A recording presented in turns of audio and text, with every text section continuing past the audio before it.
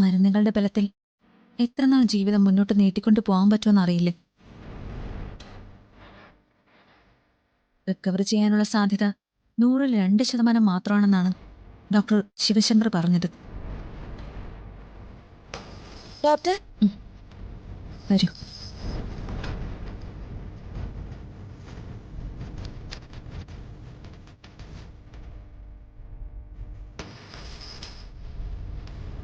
ഇതാണ് ലക്ഷ്മിയുടെ case file.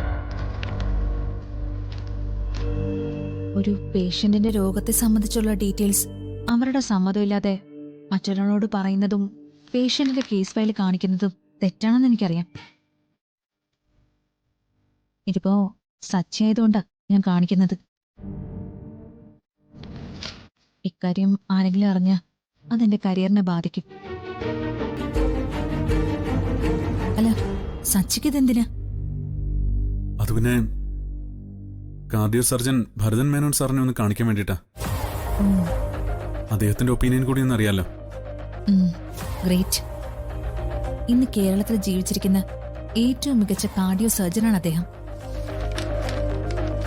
പക്ഷേ സച്ചി, ലക്ഷ്മിയുടെ കാര്യത്തില് ഒരു സ്കോപ്പും ഇല്ലെന്നാ ഞങ്ങളുടെ സീനിയർ സർജൻ പറഞ്ഞത്.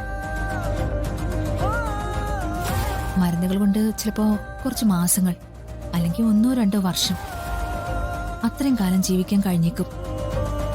അതിനപ്പുറത്തേക്കൊരു ലൈഫ് ലക്ഷ്മിയുടെ കയ്യിലില്ല.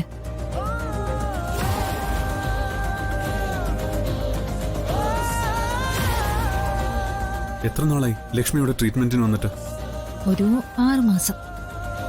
ഇവിടെ എല്ലാവർക്കും ലക്ഷ്മി ഒരു അത്ഭുതം. ഇപ്പോഴും അവൾ വലിയ സന്തോഷത്തില്. താനൊരു രോഗിയാണെന്ന് അവൾ ആരോടും പറയില്ല. ആരുടെ സിമ്പതി വേണ്ടെന്നാ അവള് പറയുന്നത്.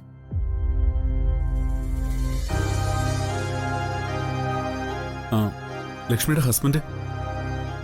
അതേക്കുറിച്ചുള്ള മറ്റു ഡീറ്റെയിൽസ് ഒന്നും എനിക്കറിയില്ല.